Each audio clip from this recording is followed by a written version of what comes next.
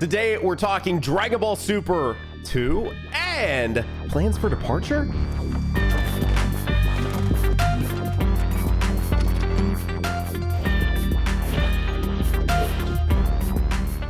Doto! Nano, what do we...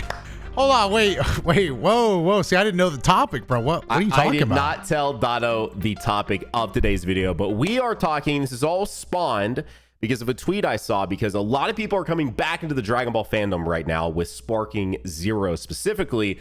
But if you're like me and Doto, and especially me with the gacha games, where they are very much so pumping through all the content we have access to, people are begging and asking for manga related content. And what they don't know is that they can't touch the manga. And I wanted to talk about that today, and just in general, talk about what Super 2 could even look like, Doto. But we also watched some Dragon Ball Z that we're going to be discussing. This is a massively jam-packed episode. You're going to want to stay tapped in. Huge episode. We got a huge episode for you coming up right now. I've been pointing at my webcam a lot. The bit. Have you? Yeah, I have. I've been like you right there. I've been pointing a lot. You know, long-running bit for people over on the Patreon who saw us react to this episode, Nano, and we had an exclusive. For the first time ever, we've had an exclusive half of a conversation we had over there. I was actually going to ask you if you wanted to finish. When are we going to jump back in, finish the other half of the conversation? First up, Doto, I am trying. We've mentioned this on the podcast many times, but I'm trying to collect some retro games. Doto and I have actually been talking about buying physical media a lot lately. It's just kind of been like, it's just we're going to this like digital age, and I'm now kind of like yearning for more like owning stuff physically. You know? Yeah, we're both getting that midlife crisis stage, and we've both turned to physical movies. Man, dude, I hope neither of us in your like mid-20s, I'm early 30s, are going through a midlife crisis. But you know what, though? If my midlife crisis is just buying some physical media, you know, and it's not like it's something else, like, you know what? I'll take that. But so here's the thing. I was not a 360 guy. I was mostly a PlayStation guy. So it's kind of a semi-difficult question. But because I was a PlayStation guy, I still played a lot of that generation's games. So if you had to give me, and I won't make it too complicated, your top 3 Xbox 360 games that I must own. Now, and here's the last caveat. Go ahead. I did finally get a 360, and I picked the only games I have for my 360 are Gears 1 through 3 and the Halo games. So you can't use those. Okay. So because those are really basic games that I need to own. Those are really basic and honestly a little annoying. Like, obviously Halo Reach, all the Halo games, obviously Gears 3, great game, Gears 1, good stuff. 360 games, damn. But see, the thing is, I don't know if I'm suited to answer this question. I wish I was. I thought you were an X-bot, Doto. I open you guys up too. Let us know down below. Let me know. Yes, I'd be interested in hearing them, because part of the 360 being good is that it's so iconic that a lot of the greatest games on 360 have just continued their legacies now. Like, Far Cry 3 was a great game, but do you need to play it nowadays? Not really, because it's been done a million times. 360 but it's never been done better than 3, by the way. 3 is still the best.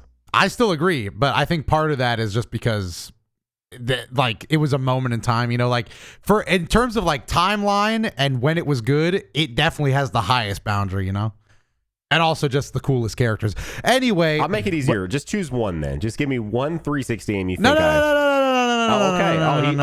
He doesn't back down from a challenge. Okay, I don't back down from a challenge. I'm at least giving you 3 of something, bro. Like, okay. Like, what if I hit you with a curveball? What if I hit you with a little bit of Explosion Man? What is that? Would you be interested in? It's a little puzzle game, See, Nano, something that you Sony heads wouldn't know about is the Summer of Arcade. For Xbox fans, was a time of great content. All right, we would get an arcade. We would get a lot of arcade games during the summer, and usually they were ass. But the first summer it happened, it was pretty good. And I think we got Explosion Man. Great little puzzle game. I feel like this reminds me of Pain from the PlayStation. We had Pain. Yeah. But no, never mind. This is not, no, never mind. I see now. Pain was you would throw this guy, you would like slingshot him, kind of like an Angry Birds type thing, but it was full 3D, and you would slingshot him into things and try to destroy as much stuff as possible. It's like that mini game in, it's kind of like Burnout, like the Burnout modes. I don't know if you ever played those, where you try to like do as much damage as possible in one like straightaway. Anyway, but It looks like there's some similar aspects because you like explode him and make him like fly, and he's got a bunch of crazy ragdoll physics, and you try to get him to hit into like a bunch of things like in the city and I don't know, stuff like that. Anyway, but it was like in that same era of downloadable games. Like what was another downloadable one that was huge? The one I'm thinking of right now that's like a arcade like twin stick shooter type thing, Geometry Wars. Geometry War. Yeah, that was a good one. That's an all-time classic. Well, you know, if it wasn't for, I would hit you with you could play Lost Odyssey. I saw you have that one. I do have that one. I already that's that is a, one of the that's a gamer's ones game. I have. Yeah. That's a gamer's game. I don't know more than 4 people that have beaten that game. But let's see. So that's technically 2. I mean, you know what, Nano? I've been playing a little game recently on my Series X that when it came out got a lot of flack, and I see why. But playing it now, I'm actually having a really fun time. I've been seeing you on this shit a lot lately, actually. Really? How you've been seeing it? I think you should try Crackdown 2, Nano. That's a little Xbox 360 joint, I think. I had that. I never played it. I had that on my list actually of like I wanna get like the Crackdowns because I don't know, like those are like different and they're 360. Yeah, they're very gamey games, you know, like. I've been running around collecting agility orbs, and it's really got me on my like. I'm just playing it. And I'm like, man, if I get all the achievements in this, I'm just a gamer, bro. Like I'm just different. Bro's trying to see that fully 1,000 out of 1,000. Oh, you know what else? I'm seeing it. I pulled up. I'm not gonna lie. I pulled up a list just to try to jog my memory of games that are on this thing. N Plus is pretty fun. That's another arcade game. You might have even played it before. Have you played N Plus Plus and things like that? No, I've never heard of this. It's a little parkour. It's a little gamey. Maybe we'll cut a Patreon gameplay session when I'm out in the Santa Monica studio when we're both out there. But then Blue Dragon, I think, is also exclusive, right? That's the Toriyama RPG. Blue Dragon. Okay, you won me over with that, man. You know All what? right, there you go. It's crazy, Dottie. You mentioned something about Patreon, something about being a key member, which supports the podcast. That you can do that by clicking the join button down below. If you're watching us on YouTube, What? if you're not, you're listening to us, or you want to save a couple bucks, you can go to patreon.com/keymoments, become a member, watch our reactions to Dragon Ball Z, watch exclusive bonus podcasts that have never been released to the public, watch things a week early, give or take, as long as we're on our game with that. Tons of content available when you become a key member and support the podcast, which makes things like Dotto getting to fly out and do IRL podcasts possible. And also we can pay our editor. Thank you guys for being key members. Hey, how's it going, Patreon? You guys want to watch some bonus content? Anyways, we're playing this Dragon Ball game, which is today we're going over most of my Dragon Ball collection. Me and Nano were involved in a hit and run. Yes, that's the that's the other crazy thing about this. The Sonic DLC and Sparking Zero sounding crazy. That was weird, right? Like, I know there's crossover, but that was a crazy hype reel. I hope people enjoyed that was weird. I felt my body like shift around because I just was like teleporting back in time and like having to react those things out. But yeah, I would say, you know, good hype reel. Do you think it got anybody to go over to the Patreon / become a member on YouTube? I think at least one person. Let us know on the bonus. That's all we need. Shout out to you, bro. I'm you pointing at the joined off webcam that. again. Shout out to you, bro. All right, Dotto. I gotta bring this up. I gotta clear the air on this. Oh wait, were you gonna give me more games? My bad. If you're gonna give me more games. No. Hands up, because that's all the games like I could really think of off the top of my dome like that. As in like good suggestions. But I've also, you know, been playing Xbox games. I just buy some random stuff. I just got Big Mother Truckers. I just bought that. That sounds so Big Mother Truckers. That sounds so familiar. That feels like a game I would have rented at a Blockbuster back in the day. Yeah, no, I've really been on a game kick. Is in like I go to a store, I'll pick up a game. This came out in 2002. Yes. Because it's got the girl in the outfit, the Daisy Duke type outfit on the front cover. Yeah, dude. I picked up Big Mother Truckers. Haven't gotten to play it yet. But, Have you seen what Big Mother Truckers 2's name is? No, what? Go ahead, spitball. Big Mother Truckers 2, Truck Me Harder. Oh shit! I like that. Oh, Big Mother Truckers 2, Truck Me Harder. Yeah, Truck Me Harder, man. That's insane. Ah, damn. No, I appreciate that. I'll have to pick up the sequel. All right, if the first one's even good. I have to clear up the air, okay? Because go ahead. When we were getting the new little trailer for Sparking Zero, which was a very good trailer, by the way, probably one of the best ones they've released so far. When I saw Yajirobe, okay, go ahead. When I saw Yajirobe, I name dropped you, Dotto.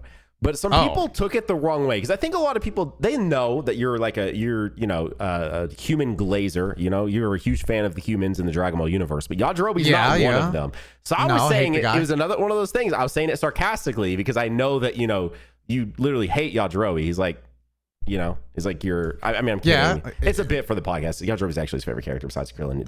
Most people don't know that. He lying now, bro. See, I ain't even gonna play around with that, bro. I hate that guy. I just thought it was funny that people thought I was saying that as if it was real when like they do not know the Key Moments lore, bro. Like you piss some people off. I know. I'm actually like I'm a renowned Yajirobe hater. Like the Dragon Ball community. God, that's what I don't like, bro. I hate that. Like, look, we're all big fans of Dragon Ball, right? You know, and I get it. But we don't need to pretend that we like Yajirobe and that he's a huge character. Okay, he's not a big deal. I just don't like him, bro. No, I'm with you. I hate him, bro. Yeah, I'm with you. I just need to clear that up. That was full on sarcasm. I know that Doto doesn't. We've had whole arcs of this Yajirobe shit over here on this Key Moments YouTube channel and podcast that like no, Doto does not like Yajirobe. Bro, so. Speaking of the Sparky Zero, I actually had see, this is how I feel, and maybe it's just my worldview. You know, maybe I'm blind to others' worldview. But in the Sparking Zero trailer, Annie Laza was also revealed. Yeah, and I'll be fucking damned if I thought that thing even had a name, bro. Let alone remembered it. I thought it was Raza, by the way. I thought it was Annie Raza. I thought it was an R instead of an L. But I'm sure in Japanese they don't have L, so it probably is like pronounced Annie Raza over there. Okay. Which actually, unironically, I think is easier to say. So I probably would have thrown an R in there for the English if I was translating it. But dude, did you know? So you did know slightly what its name was before it was revealed. Yeah, but that's crazy, bro. See, you're a bigger fan than me. Okay, but here's why. He's not a character, by the way, in any of the mobile games, so it's not because of that. But it's because I do the theory videos, and when I do those, I try to do my due diligence on like incorporating random, different, weird characters sometimes, and he's one of them I've incorporated, so I've actually looked into him. But do I really remember what he did? And I say this in my reaction video, like I didn't even know what he was going to do because I couldn't remember what the hell he even did. Like I don't remember. I remembered that he was the gang up target, you know, like he was the victim of the jumping of Universe 7. And that was his big moment. Coming together. Yeah. So he was a jobber. Like literally his job was to make a cool moment for the team. And I say he, but I think it was, I remember it being like an amalgamation. Like I don't remember the lore. It was like an amalgamation of fighters, right? Yeah. It's like that entire universe is, I think it's. Yeah. So I remember all that, but like the name, bro, like, I don't know. And then, but like that spawned like people going, how do you not know the name of Annie Laza? I'm like, so we're just going to pretend that that's a big thing to know? I would describe myself, and I was talking to Rhyme about this because I think it's funny, because I would say I'm a huge fan of Dragon Ball, but I think I have to add the caveat that I'm a huge casual fan of Dragon Ball. I don't know how to describe it. Like, do I know the moment? I remember that. Do I remember the name? No. The characters that formed together to make the name? No, none of that. I barely even remember. I remember Ribrianne, but not like Rosie, right? Rosie and Kikutsa. See, you got me. I wouldn't have even Some remembered of this is a Dokkan. I got a Dokkan buff. I got a Dokkan Legends buff. The Dokkan buff is crazy. I will say that. It's only for character names, though. It's not for like pretty much anything else. I'm kind of with you. You know, it's kind of like doing this rewatch. I cannot express to people how little I've actually watched Dragon Ball Z. Like rewatched it. Because I mean, that's the best way to say it. Yeah, I'm not a rewatcher of things. We've said this multiple times, but like when you talk to some people, like they've watched through Z like 10 or 20 times. I've seen through Z from start to finish. Again, with some missing episodes like the one we're gonna talk about today, I've definitely never seen in my life. Like one time, that's it. I just don't rewatch shit. I don't know. Like it's just not like I just don't do it. Like I've been wanting to rewatch Attack on Titan for like a decade now. I've never done it. Do I kind of want to do it soon? Maybe, but like. I don't know. Like, it's just, I'm not a rewatcher. And so like, yeah, when it's like moments like Annie Laza, I'm like, I don't know. I've not seen that shit for 7 years. I don't remember what really happened. Like I saw that. I can't believe it's been that long, dude. Holy. Right. Which brings us, unless you wanted to bring something else up, which brings us to the go topic. Ahead, man. All right. So let's dive in. So Dragon Ball Super 2, or just the continuation of Dragon Ball Super. So presumably if all of this is to be correct, and it pretty much is why we can't have the characters. And again, I swear on everything, that Sparking Zero pre-order character, it's not Ultra Ego, man. So many people think it's going to be Ultra Ego, and I'm like... But what if it's granola? and they actually don't follow what they say of what you're saying. Yeah, I mean, listen, that would actually be. Do you know, dude? You know how pop off that would be for videos on YouTube to finally have like those characters not be mods. That would. I mean, it would be pretty big. It would be pretty big time. So, I guess let's just get it out of the way, and then we can actually have the discussion I want to have with you. So the general understanding that we have is that there's one rights holder that holds the rights for the manga, and then there's another rights holder that holds the rights for the anime, and they are completely separate. They are 100% separate. And when they're working on the games, the only thing that they can touch are the anime rights. They don't actually have the manga rights, which is why it is kind of a big deal to be seeing manga moves in Sparking Zero. And we've seen a few, I believe, in Dokkan/Legends here, like very, very sparingly, but never any forms. I imagine the line is drawn especially on giving us forms like Ultra Ego, like the big UI Goku, like Granola, like Moro, stuff like that. Like you're not going to see that. And that is simply because the rights are literally split down the middle, and one person holds manga, one person holds anime, and they are completely separate. So my question to you, Dato, is that do you ever see a world, which is also why probably Daima is happening, by the way, because Daima is like, again, I'm pretty excited about Daima, just for the simple fact that we're going to be going in week to week not knowing. So if Super comes back and they cover the manga arcs, we're going to know like the beat to beat. But with Daima, we just don't. And again, probably why Daima is happening is maybe we haven't gotten Super 2 because they literally can't come up to an agreement of like what to do with Super 2. So my question to you is, do you think when Dragon Ball comes back, it makes too much money for it to not come back at some point. That's not just Daima, actually a continuation of the main timeline. Do you think they will adapt Moro, Granola, and all of that? Or do you think we will see something completely different? Something we just have never seen before. It is still a continuation, but they almost act like Moro and Granola didn't even happen. And would that piss you off if they did do that? I think it would, because that would be point. I think there's no actual way that it comes back and doesn't follow the manga. Okay. At least like, you know, the same way it has been before, like maybe moderate differences, but pretty much beat for beat. Just because, you know, there's no way the plan wasn't to let the manga get ahead to sell more copies of the manga while also promoting the anime, you know? There's no way that wasn't the business plan. They wouldn't just split it up. I don't think so. But if they did, it would be a little exciting in a sense, but also I'd be pissed. You know, I'm not even gonna lie. Like, come on, man. I waited so long. I want to see Granola. I want to see Moro. What if it was is peak, that pretty though? much Like, it? what if what they adapted was actually peak? Like, what do you mean? Like, what? By adapted, you just mean what they did? It because it's something that doesn't even exist yet. But what if whatever it came back and it was an arc that we've never seen before? What if it really was like on that level of what you were expecting out of Moro and Granola? Like, would that? I feel like I would take it, but the thing is, like, I'd always be asking, like, the next up, like, damn, so how is this going to fit into when we cover Granola? You know, like, so what? How do we shift into Moro now, gang?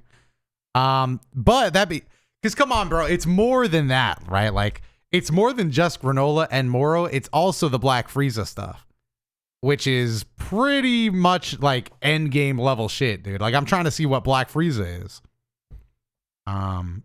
Which is insane that shit has just been literally like halted for a year plus now. Like that happened, and now you just have had to sit here and be like, okay. So like that and Oob, bro. Like, where's the Oob glaze at? Like, still waiting on more moments like that. Because you know, I've told you this before, but the Oob glazing has already begun in Super Manga. You still haven't read it, huh? I still have not read it. No. Yeah. See, there's an Oob glaze moment that is so crazy that I know you, Nana, bro. You'd be on the same page as me with the level that they glazed Oob in Super. Oh my god, it's actually unreal that it's not fair. It's not fair to Oob fans that we're not getting more of that. But damn, this just reminded me that I'm excited for the manga to come back in general. Yeah, which again we don't really have a timeline on when that could possibly be. It was on this very podcast where like I read the tweet where it was like, oh, it's only going to be like a 1 month break. That didn't happen, bro. God damn. Yeah, it's been like 17 months. That's why you can't believe everything. That's also why, like, I'm stating that this is our presumed knowledge of what is going on with the manga and with the anime. And it probably is truly accurate about the rights holder differences, but it is beyond unfortunate that the state of Dragon Ball it's in. The next up thing I want to do, Dotto, is let's try to predict when it will come back. Okay. So Daima is a confirmed like 20 episodes, going to start sometime this fall. So Daima should be over in either winter, probably winter, wrapping up. So when do you think we could act like really? I know we've been trying to predict this since like 2018. We've been told it's coming back. It's coming back. When do you think Super 2 comes back? Like actually a realistic year. I'll go bro. first. It's been so okay. Go first. Go first. I'll say 2026. I'd say yeah. If I was gonna guess a year, do you think it's actually gonna be like Super 2, or do you think it's gonna be a new brand? Oh, that's a good point. We have seen some weirdness with the branding lately, right? We've seen them like for the first time ever, we saw them take like the Super off of like the Dragon Ball branding for some stuff, and that also Sparking Zero again is not branded in any way. It's just purely Dragon Ball. I don't know. We might see a shakeup of the brand. I do think that whatever. Okay, let me preface then. If it's not called Dragon Ball Super, I think they'd be kind of silly to not do that, because it's kind of like what we do with like titles on YouTube. Like that has brand awareness. You know, I guess Dragon Ball in general is the smart keywords there. But whatever it is, when it comes back, it will be a continuation of the final moments of what happened in Dragon Ball Super. So, yes, it probably would be. I just think, to me, like, I don't know. See, when Dragon Ball Super ended, I thought it was, I don't know if you agree. I guess we probably have talked about this, but it's been a while. I thought it was ending for like maybe a couple months, Same. like 6 months. Like Yeah. it really didn't hit me like a farewell forever kind of beat. No. But now it's been so long that I actually think like Super is just kind of done for.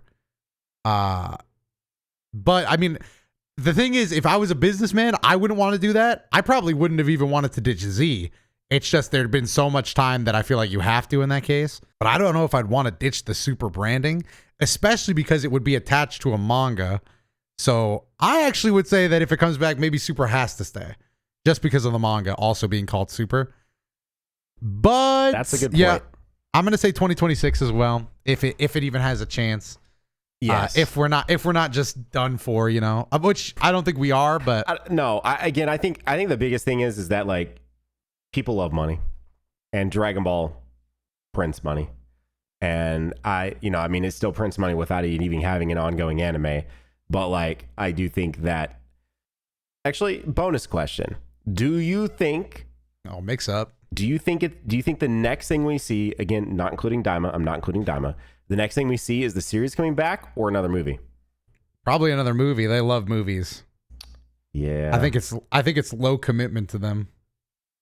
Yeah. Which is a little frustrating because I don't know. It's like whatever, you know, movies are I don't know. Maybe I'm just a movie hater, you know, like they're fun, but like I feel like it's like a quick treat, you know, like I need like a couple months of my life to be dedicated to Dragon Ball. You know, I don't like if somebody asks me what's my plans for the week, I want to say, well, I'm excited for Dragon Ball this Thursday, and then next Thursday some Dragon Ball. But with a movie, it's like, oh man, you know, it's coming up, and then it comes out, and then that's it. You know, I wasn't sure where, again, the person that edits our podcast is Toasty. I wasn't sure where he aligned with the Broly versus superhero. Dotto, he's based. He's a Broly head. He's with us on Broly. I rewatched, by the way, a little bit of Broly the other day because someone tweeted out, and I bought Broly on YouTube so I could just pull up my YouTube app at any time and start watching DBS Broly. And I just can't even believe that like they're in the same conversation. Like Broly is just so much better than superhero. I agree. The more time goes on, like the less favorably I look at superhero. Same actually. It's still a good movie, and I still think it probably is number 2 for me. But like, I just can't even believe, like, I'm not going to even entertain anymore that they are even close. That's pretty much where I'm at. It's like when it first came out, I was like, oh, you know, they're pretty even for like different reasons. And now as it's going on, it's like, well, not really, you know, like not even really close, honestly. But like, again, the Dragon Ball movie tier list is hella curved for me. It's like, like superhero compared to literally every movie before, maybe even Broly. Like Battle of Gods is almost like whatever to me. I think Battle of Gods, and I understand it was really exciting to be back and watching Dragon Ball, but literally I don't get how people put Battle of Gods up there even anywhere near superhero Broly's level, because it's like I don't either, but we're gonna get flamed again, bro. This is honestly, like, I'm here, dude. We can all have differing opinions. I am here to just state that I also cannot stand when people act like DBS Broly isn't good from start to finish. The beginning of DBS Broly is actually super interesting. I promise you. Yeah, it's lore. It's good lore.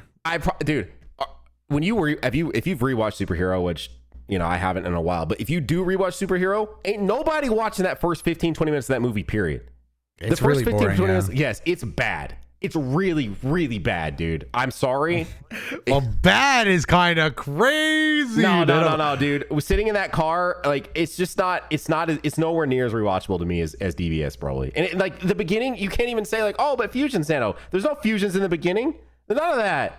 I just enjoy being on planet Vegeta and like I don't know, dude. Whatever. Anyway, now that we're on this, just for 1 second, we've had this conversation multiple times, but yes, sorry. As time goes on, I'm still putting Superhero above like anything that's been any original Dragon Ball Z movie is barely a movie. It's like 5 minutes of fighting at the end. Mm-hmm. With the same plot every time. Besides, dude, World Strongest really broke the mold. Don't even play, man. World Strongest actually, like, I cannot believe how good that movie was for what it was. It was, maybe this is an opinion that'll change because yes, it does a little bit. But just comparing it, Superhero is above a lot base, and I think Revival of Frieza and Battle of Gods both got recovered in the anime, so it really low. That's got to be like the new meme on TikTok. My new tick is saying aura a lot.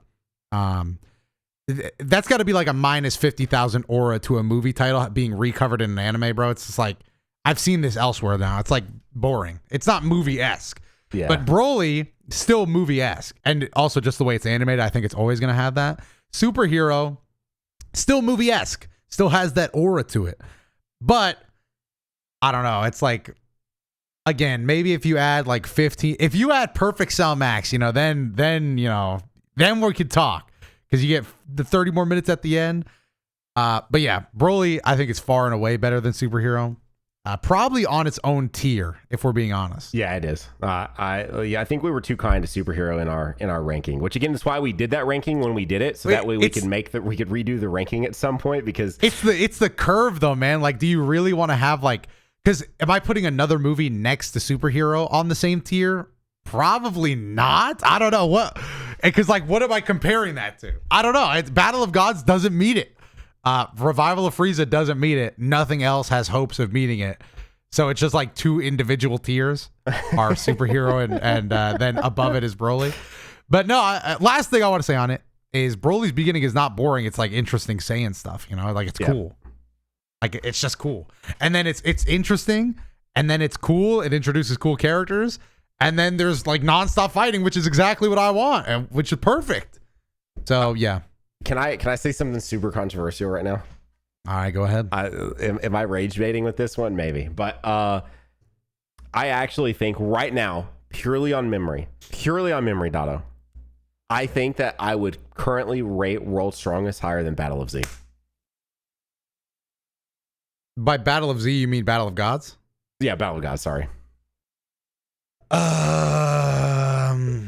I don't want to agree with you because then it's not controversial, but I think I agree with you. I mean, because Battle of Gods to me, I'm not going to lie, that movie is was it good? Yes. But dude, it's lost. Again, I know this sounds stupid as fuck, but no, it doesn't. It's so recovered now. Mm-hmm. And Beerus and Whis are so...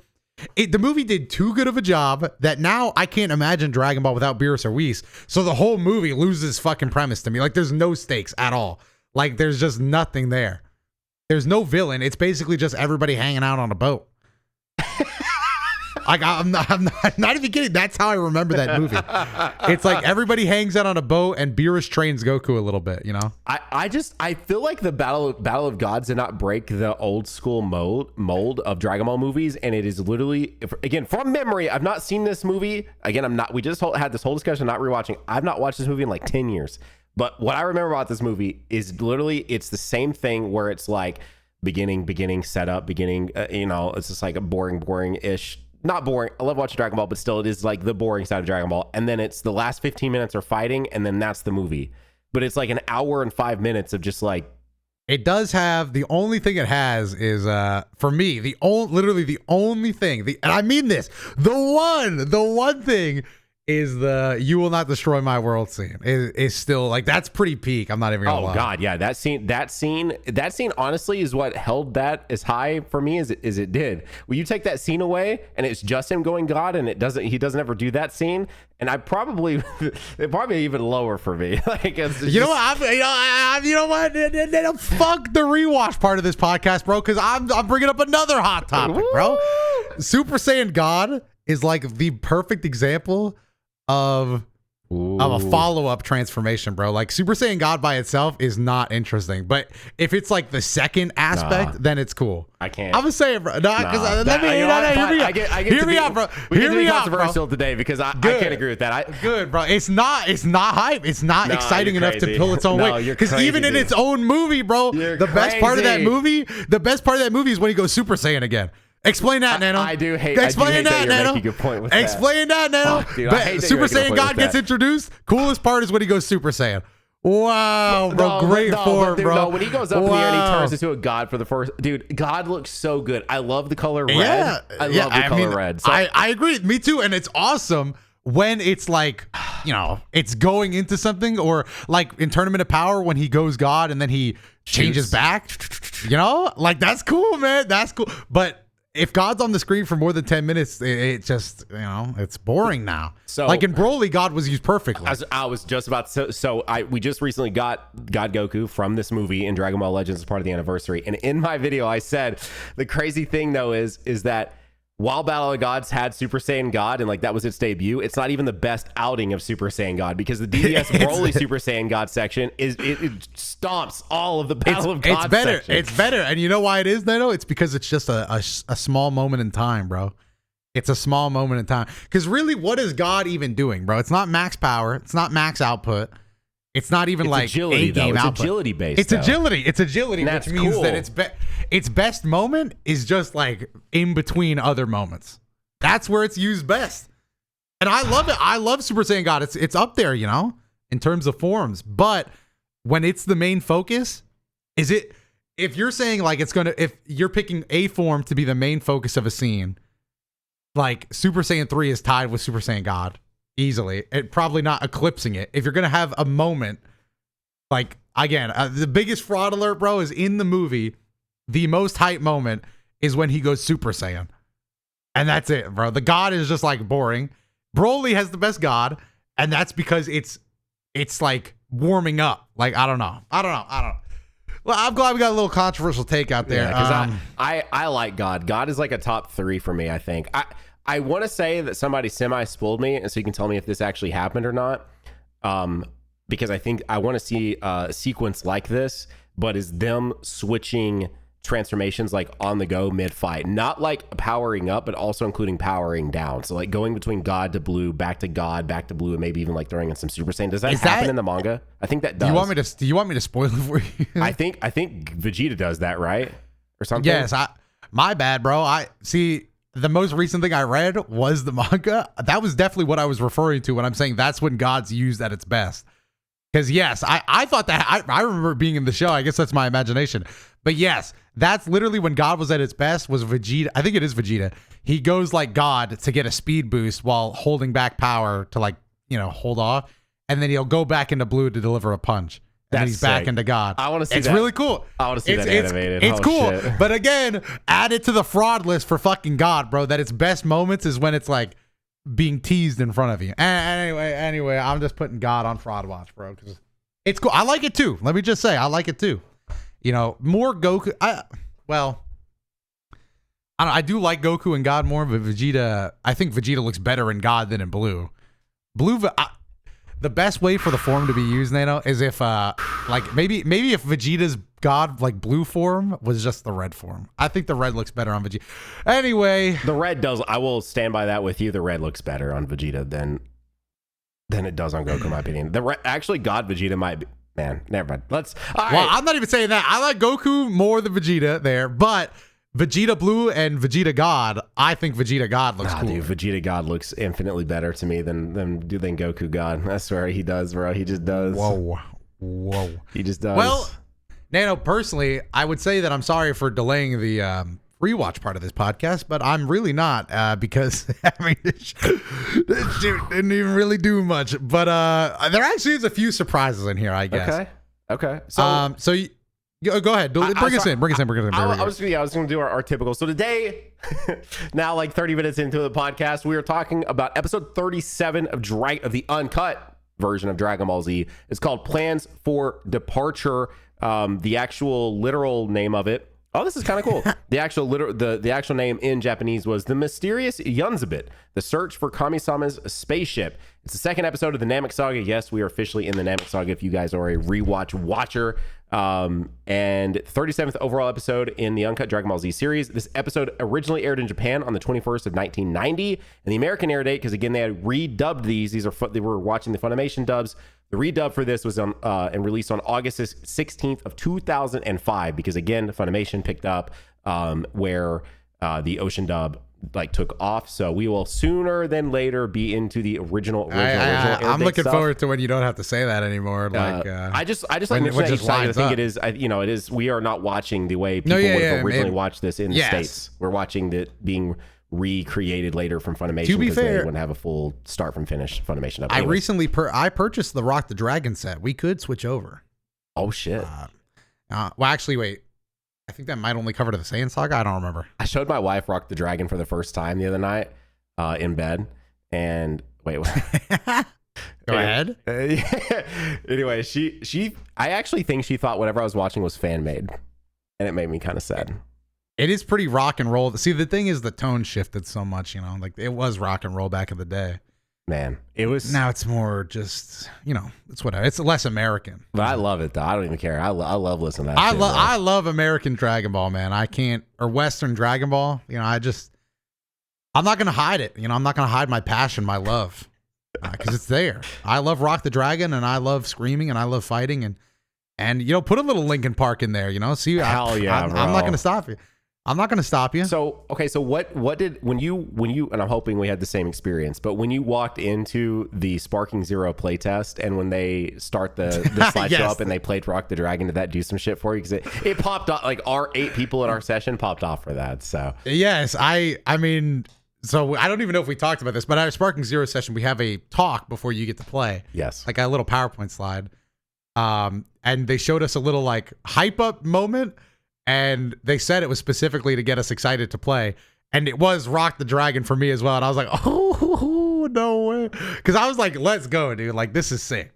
This is appealing to me. Yes. Thank you. I felt like personally, like I was sitting there like, wow, all these people in the room and you guys chose to appeal to me. Thanks. I appreciate that. Want to preface that this was just Bandai doing this. I think for us, I don't think Rock the Dragon is going to be in the game. It was it was just play days. I think did it. I want to preface that I'm not trying to hype you guys up that you're going to hear Rock the Dragon and Sparking Zero. I don't think it's going to be there. I don't think they recognize that at all. I think that was just a fun little thing for us. It was like it was like a teaser for people at the Play Days event. Yes. So I don't even know if it was officially connected to Dragon Ball. Like I don't even. There was a lot of like Play Days, kind of stuff. But yeah. What was I? My bad. I'm sorry. I just wanted to. No. I really did. I didn't want someone to walk away from this podcast thinking like, holy shit, Rock the Dragon then Sparking Zero. Yes. It was awesome. It was sick. And I love American, Western Dragon Ball. I keep saying American, but just like Western world Dragon Ball went crazy. Anyway, what are we doing on Yunzabito, bro? Yeah, so let me just give you guys a quick little like synopsis. Basically, the whole thing right now is that we're trying to get to Namek, right? And like Bulma does her, there you go, and it's going to take 4,000 plus years to get there. And then they're like, wait, but Nappa came here. Nappa's got a big like a Saiyan pod. We can just take it. And then the U.S. Army or somebody comes and like takes the Saiyan pod. And then it was the East City Army. Yeah, you're right. My bad. Recovery team, as the wiki says, but we know they're just covering up for Big East City, bro. We already know that. I mean, come on. And so anyway, everyone's in the hospital because of course Goku is like super injured and like a lot of moaning in this episode. And it's not even. That is true. It was a pretty moan heavy episode. It was a lot. Yeah, you even made a comment in the reaction. I'm basically bricked up. I'm bricked up throughout the first half of this thing. Going into it. No, go ahead. What was the comment? You said a comment like crazy day in the studio for voice acting on this. Yeah. Big day in the voice acting studio because I know they got to check because it's a lot of like the anime moment. It's like if Nano asked me a question, I go, That was at least, if I'm not being hyperbolic, it was at least maybe 6 minutes of the episode you could make up with. Yes. No. Like actually. But anyway, Bulma shows up in a new fit. She's got the Saiyan pod remote. They're watching the news. The Saiyan pod has been recovered and it's in this building. And she's like, you know what? I'm gonna put in the coordinates and have it like. I think she says she's gonna have it go to Capsule Corp, right? She's gonna get it like it's gonna be delivered to them. Yeah. So it's gonna like pop up like in fucking Dragon Ball the Breakers type shit, and then arrive over at Capsule Corp. She goes, da, da, da, da, da, da, and that bitch self destructs right there. Dude, this was. I can't say that. It's not a joke. It was in the Big East City building. The news reporter was commenting on it. She fucking blows up the building. You literally hear the reporter say, "Oh my god, the entire building is in shambles. Everything is going horribly wrong." Like it could not have been worse. Not only did Bulma just fucking. After me and you, Nana, we put our necks on the line for her. We've been gassing her up this whole series about the power of her intellect and how she's actually the biggest member of the team, the best member of the team. And she fucking blows up a building, kills probably 60 humans. She probably lays waste. In the reaction, but it's sure 60. Yeah, at least 60. At least I'm being, I'm trying to, because I don't want to on the outer here on the podcast. So many people die. She blows up the building. The hopes for the future are dead. Like. This was it, bro. This was how we were going to get to Namek. And we just watched it go out in a fucking big bang, bro. I threw in a little drag. Okay, yeah. Okay. I like to think I'm pretty good with it. But so Nappa's attack ball is fucking gone. It's mincemeat. There are no Saiyan pods left. Which I'm not going to lie. Before this episode, I thought that was just game over. I thought in my head that the Saiyan ball was studied and transformed into a spaceship.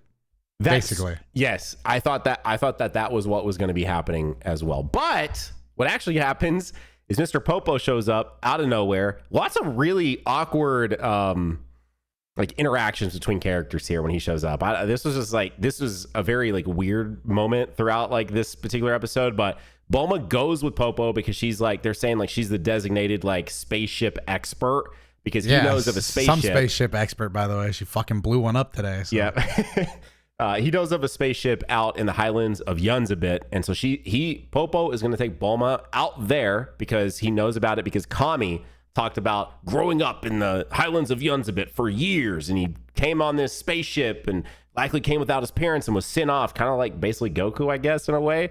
And so they find this Namekian spaceship that can only be used by operated by using Namekian words. And to open the spaceship, they use Piccolo, which is like, what? Yeah, I don't know if we like misunderstood that or like I still don't really get that. I didn't get that either. Then they get inside.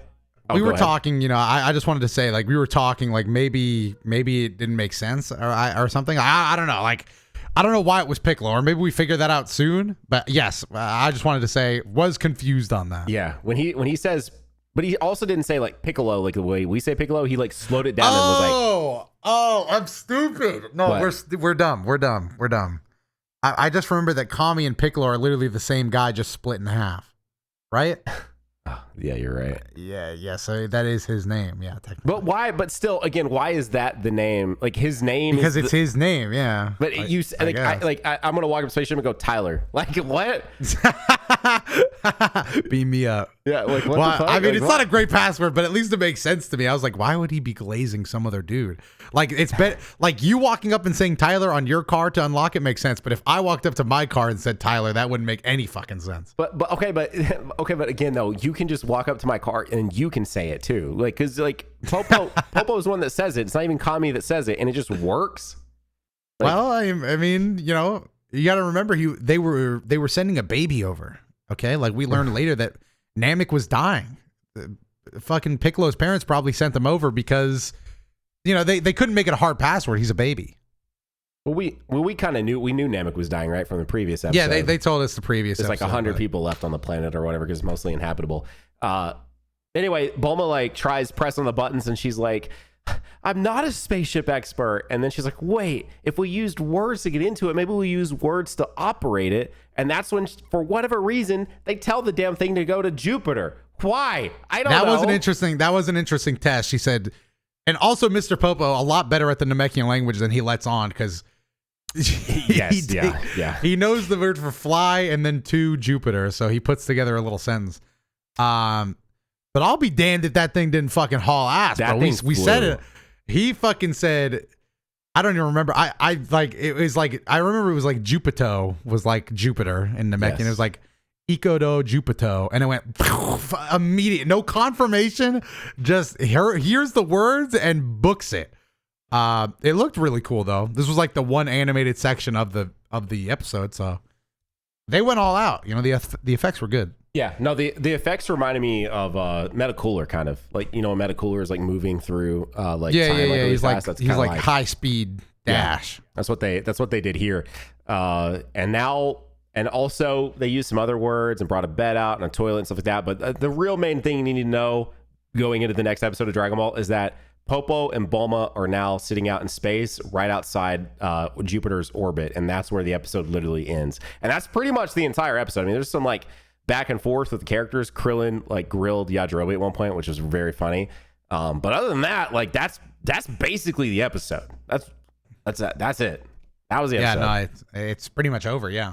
So Doto, tell us what's going on. There's got to be. Well, first off, he read something. That I spoiled myself earlier on before we even started recording the podcast because I went to the differences from the manga. Okay. Hit me with it. I was shocked. So let's go. There's a lot, by the way. So okay. I think we should go through most of them. Okay. But let's start. In the anime, Goku is shown to be visibly distressed over being in the hospital, causing Gohan and Krillin to be wary about being treated. In the manga, Goku is never shown to have any issue. That's not what I really freaked out about. In fact, that's a pretty, whatever one. But yeah, Goku's pretty freaked out in anime. The sequence in Goku's hospital room is ordered slightly different at the beginning. The manga first has Goku relaying that his injuries will take 4 months to heal, and he may never get back to normal, before Korin assures him that he'll be fine in a month when new senzu beans grow. In the anime, though, he says that after Krillin and Gohan say that they're only going to take 3 days to heal. So yeah. So Goku goes second in anime. He is first in manga. So that's also whatever, not what spoiled me. Okay. The next difference, Nano, is Milton Monroe, in case you didn't know that the announcer on TV that was watching the Saiyan Pod had a big name like that. I didn't know that. Has an additional scene of him on television. How the hell did they get the name? What? Maybe he says it. Maybe he goes Milton Monroe here. Maybe. Okay. My bad. Sorry. I wasn't listening. I definitely didn't care what he had to say. Additional scene of him on television in the anime, comically injured by the exploding space pod accidentally caused by Bulma. In the manga, we only hear his recounting the event while the Dragon team is aghast. So this is what made... I can't believe that this confirmed to me that this is the actual story. I thought for sure the Saiyan space pod was a part of it. Wait, they got it back. That's a good point. Wait, so are you telling me this is a canon episode right now? This is canon as shit, actually. Wait, I'm just not realizing. This episode is canon as fuck, which is crazy because this just seems like an anime episode, kind of. Yeah. But yeah, no, I guess I probably should have known that. If you've read the manga recently, I guess you wouldn't be surprised by this. But with my understanding, I was like, wait, what? The patient that loses his balance on the crutches as a result of Bulma's scream, because of her accidentally destroying the attack ball, only does so with the nurse assisting him in the anime. In the manga, they were only showed to be scared by Bulma screaming. This is a canon ass fucking episode right here. This is crazy. What? In the manga, an elderly patient is shown to be praying from witnessing Mr. Popo's flying carpet floating outside his room. The anime instead shows a younger, obese patient, okay, got his ass, yawning before he freaks out at the sight of Popo's carpet. In general, more people are shown gawking at Mr. Popo at Wukong Hospital. And also the hospital they're in is called Wukong Hospital. Okay. Fire. So a little reference. Bulma staring down Mr. Popo when Krillin tells her to go with the attendant is filler, though her initial distrust of Popo is still apparent in the manga. This is I can't believe how canon this episode is. I gotta read this shit clearly. What? I was not, dude. I was not anticipating all of this. I definitely thought a lot of this was just not gonna be canon at all. Like I thought this was so filler. Yeah, no. The next one is basically Mr. Popo and Bulma's trek through Yunzabit Highland is expanded with the former hopping his way up a plateau as a non-amused Bulma follows. Her paranoia about Popo doing possibly something improper during said sequence is lifted from a panel in the manga where they're merely walking towards the overlook. So yeah, it's basically the same scene, just more. So this is basically like the perfect anime episode. It just expands the manga. But I just can't believe it. Okay, next. Mr. Popo recounting Kami's background to Bulma in the manga is mainly done from his perspective. The anime is more balanced in giving Kami in the flashback more dialogue when compared to the manga. What? The only shot of the nameless Namekian's childhood in the manga was him as a boy huddling in Yunzabit, whereas the anime depicts him growing up waiting for his parents. Okay, Dono, can I go out on a limb right now and say something? Yeah, go ahead. This is increasing my score for this episode right now. That's crazy. Which I guess I actually agree with. I get it because it's like this is basically the perfect anime episode. It's just really like a boring one. Bulma and this is the last one. Bulma and Mr. Popo's test flight to Jupiter is expanded with Bulma accidentally asking for a toilet and a bed in Namekian. That even happens? The Jupiter thing happens? Yes, I guess. What? I don't know, man. I didn't think any of this was gonna be in the fucking manga. So, yeah. Whoa, what? Yeah, no. I told you. The score went up tremendously, Dono. Okay, but also can I just say that like this is their fault for making so much of this, like a lot of this shit as we've done this rewatch almost 40 episodes in, a lot of this shit, like when it's filler, we've called that out and we've been so right. We've been like so right so many times. This is the first time we've ever been this wrong about filler. Am I right? Yes, I think this is the only time. It's like, you know, if it's filler, like obviously it's gonna be filler, but this is all canon. This is literally all canon. This whole episode, every main event. What? Yeah, it's literally even the guy walking down the hallway was in the manga. That's crazy, dude. Any fun trivia for us before we give the rating? By the way, shout out to the Wiki. I think you've already said it too, but I'll say it again. Massive shout out to, as always, huge shout out to the Wiki for being able to be such a awesome source for all this info. Yeah, I actually, I guess I got two. I have two that I want to show up. Okay. In the original Japanese broadcast, the first 15 seconds of the next episode preview were devoted to next week's show. The next 15 seconds were devoted to a movie ticket lottery drawing for Dragon Ball Z, The World's Strongest, released in theaters on March 10th, 1990. The preview was not included in the Dragon Box. Instead, the preview was used for the rerun version for the next normal episode, Nursing Wounds. So that was my one. The next episode I really wanted to read. Well, I guess I'll say this one too. This episode marks Mr. Popo's introduction to a majority of the Dragon team, including non-combatants like Bulma. Before, he only had interacted with Goku, Krillin, Tien, Yamcha, Chaozu, and Yajirobe. Yeah, like training session. Which makes sense. It's basically Mr. Popo's introduction to a lot of these guys. And then we have to cover this one. The reporter covering the story on Nappa's attack ball is named Milton Monroe in the Saban Ocean dub. The Funimation dub leaves him nameless, as does the original Japanese version. Okay, so So it definitely was just a Western Dragon Ball mode of, I'm Milton Monroe, and I'm... It's like, what the fuck? Why is he named Milton Monroe? I do like that the wiki, because he was named in one thing, it just calls him Milton Monroe. So that's pretty cool. But that's about, is that all I'm interested in here? Let's see. Yeah.